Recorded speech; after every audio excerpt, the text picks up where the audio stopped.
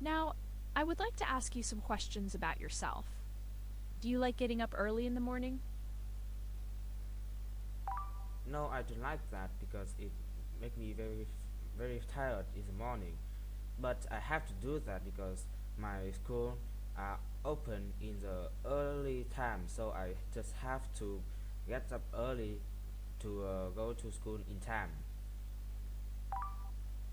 What do you usually do in the morning?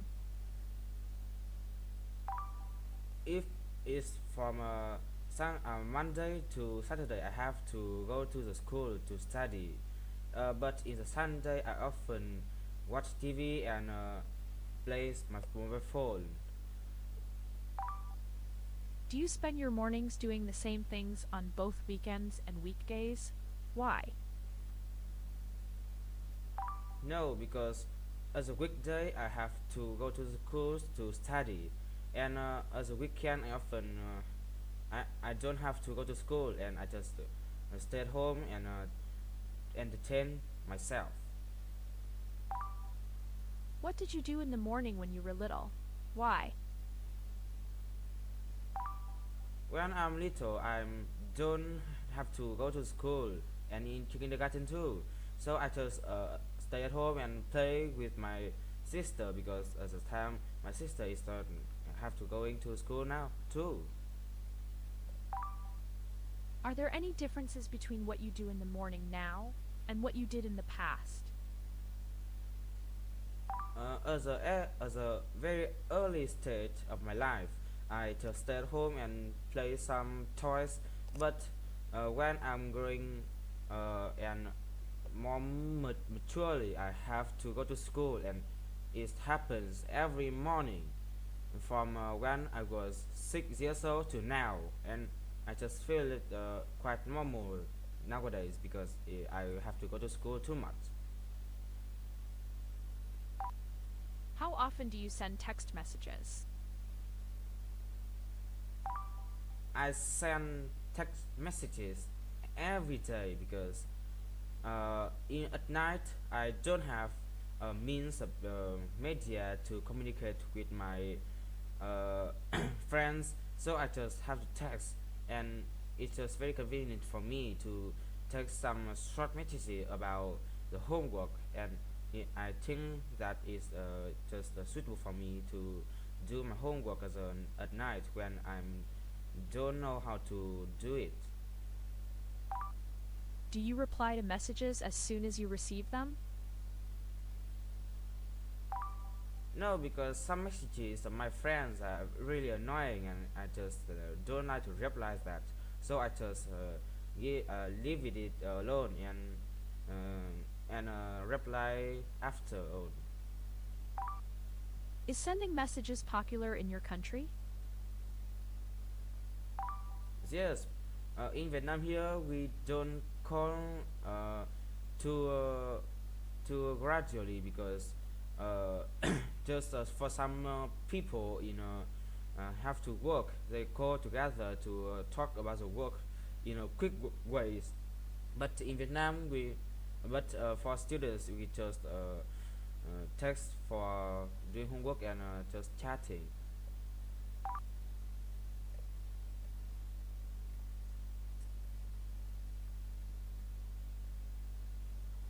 Now, I am going to give you a topic, and you will talk about it for 1 to 2 minutes.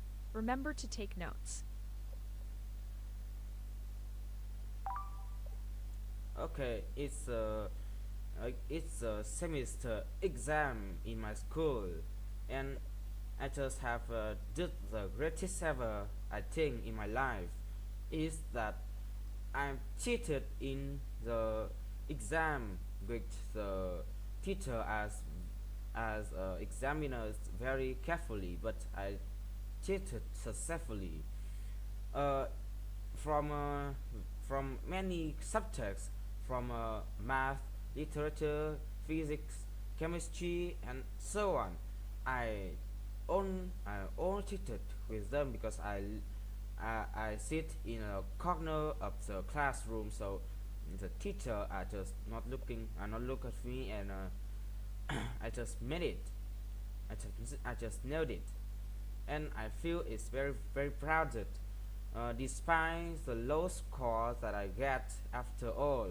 But I feel it very difficult difficult to teach when my parents are not teach successfully with me. Some are just suspicious from teacher and being fine, and I just feel very excited and fascinated when talking to my friends about that about the the teacher in my exams, and my friends are also surprised when I was doing that, and I think that for me it's just a very scary scary moment, because if I being revealed to my teacher, I will be sacked and not going to school anymore. But I nailed it. Oh my god, I just feel it very happy and fascinated.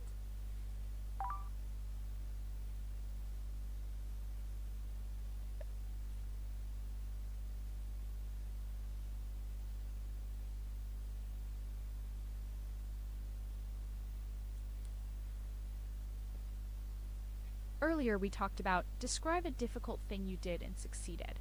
Now, I will ask you some more questions related to this topic. Should students be proud of their success? Of course, yes, they must be confident for the work that they did before, because they have to give efforts to done that.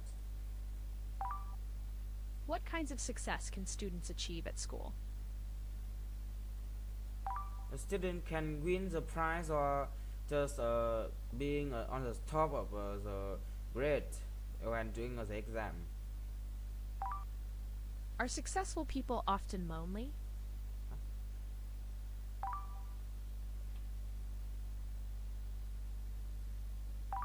No, I have seen many people who are very successful, but they are also extrovert and just uh, just communicate with anyone around him or her. How can we judge whether young people are successful nowadays?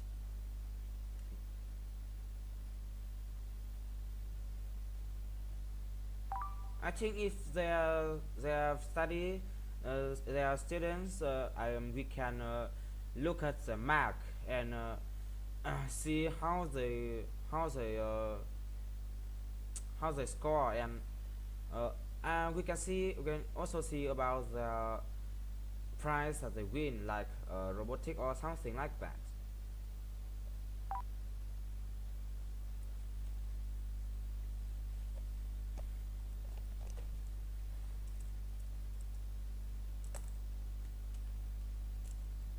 How do you think confidence affects a student's success? Because without confidence, students cannot judge the exam in an easily way, because they have a mentality problem, and of course they cannot do that.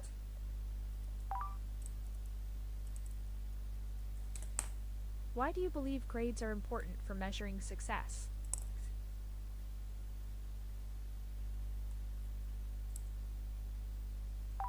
Because it's very hard for students to do it. If a student can do it, uh, he or she can become very good people in the future. How do successful people maintain their social connections?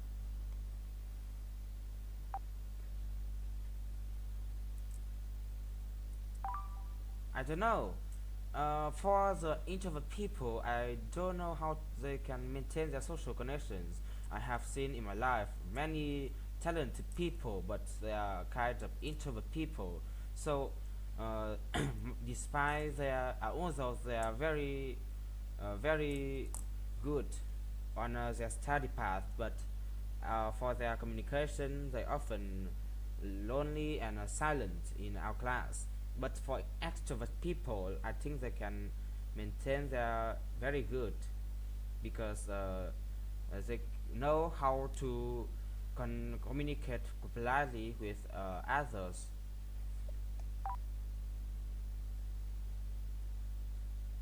Why is winning prizes significant for young people's success? Because they can put it in their certificate, and when employed for the big companies, they can see that and can prioritize he or she to work for them.